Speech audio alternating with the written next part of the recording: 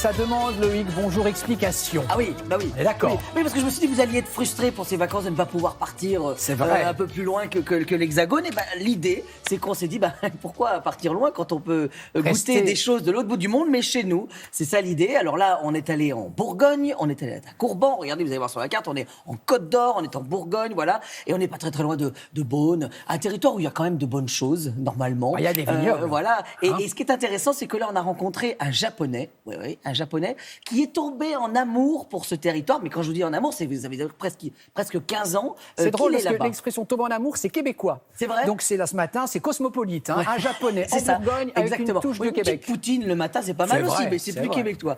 Là, l'idée, c'est que Takashi, en fait, il a une étoile quand même.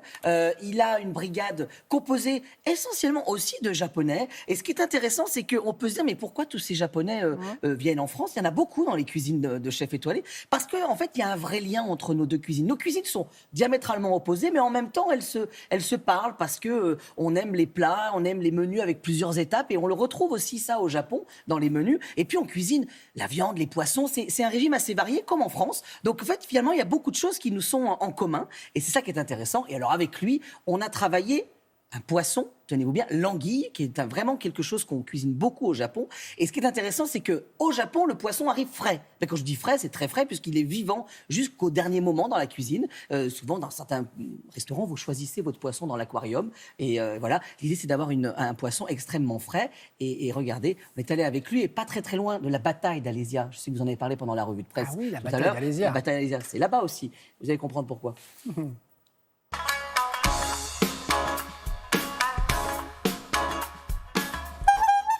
Comment on dit bonjour en japonais? C'est arigato? Non, c'est Non, arigato, c'est merci. Tout à fait. C'est ça? Oui, konnichiwa. Konnichiwa. Bon, juste présentez-nous la brigade, là, parce que j'ai l'impression qu'il y a des compatriotes. Hein.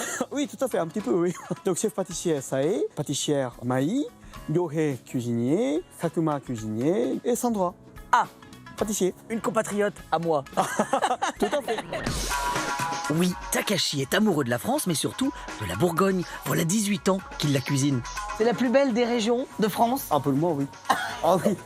Après le Japon? Ah non. Ah oui. Non, c'est égalité. Alors, avant ou Égalité. après le Japon? Ah, non, égalité. Voilà. Égalité. Et Takashi aime tellement la Bourgogne que l'ami japonais m'a réservé une surprise. Bienvenue à la bataille d'Alésia. Bon, Takashi, là c'est une surprise. Grosse surprise. On est à Alésia, Ah oui, pour ceux tout à qui ne fait. l'auraient pas vu. Alors là, on va faire une recette typiquement japonaise. Tout à fait. Anguille foie gras laqué avec riz noir. Et ce qui est hyper intéressant, c'est qu'on a découvert quand même que les Gaulois mangeaient des anguilles. Exactement, c'est pour ça qu'une raison en plus, je peux le garder comme ça. Alors, comment on commence par quoi dans cette recette? Ben, commencez par le pont d'anguille vivant. et D'accord. puis, Ah bah donc on ouvert. travaille avec l'anguille vivante en fait. Ah ouais, ça c'est important, c'est Ah, le d'accord. fraîcheur de la Ok. anguille. C'est... Ok. Et alors juste, comment l'anguille passe de vie à trépas en fait? L'anguille est un peu endormie dans la glaçon, D'accord. donc j'ai mis un petit peu de croc,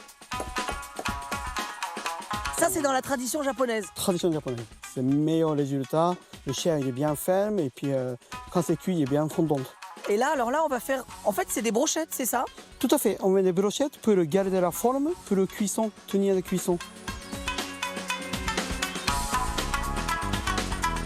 Alors là, on prépare quoi, Takashi? Et sauce pour la cage, c'est mirin, c'est là ça qui fait le monter.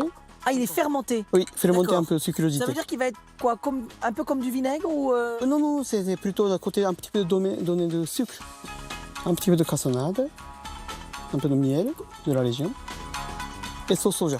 sauce soja nippone? Ah, nippon, 100%, qui oui. commande. Elle est meilleure, c'est ça, hein? Exactement, voilà.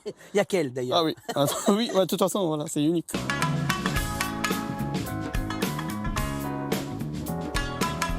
Et alors là, j'avoue quand même que cuisiner avec Takashi, ici, au cœur d'Alésia, c'est plutôt improbable comme truc, non?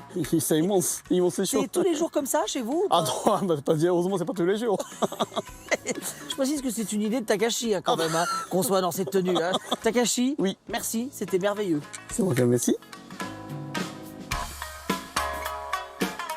Mais dites-moi, Loïc, Takashi est facétieux et farceur, il tenait à ses tenues. Hein, Oui, qui vous vont comme une moufle. Alors, c'est hein. la magie, en fait, du japonais, qui peut être extrêmement rigoureux, mais qui a une autodérision, parce que, voilà. Et c'était plutôt rigolo, parce que quand Takashi m'a proposé ça, j'ai trouvé ça rigolo, voilà. Vous êtes Bon, la magnifique, petite ne changez jupette, rien. c'est pas mal, hein, voilà. Ah, la jupette, Alors, faites gaffe juste au courant vous dire d'air, hein, qu'on quand était même. au musée au Oui. parc d'Alésia, donc Oui. tout ça, tous ces tenues sont vraiment des tenues qui ont été imaginées et retrouvées recréées sous les conseils d'archéologues. Et puis vous dire qu'il y a une superbe exposition, voilà, vous le voyez là, dans la cuisine d'Alésia, donc on reste dans le thème, on est dans cette idée justement de cuisine gallo-romaine, et ça c'est plutôt chouette. Voilà. Qu'est-ce qu'on retient d'un mot de la cuisine de Takashi?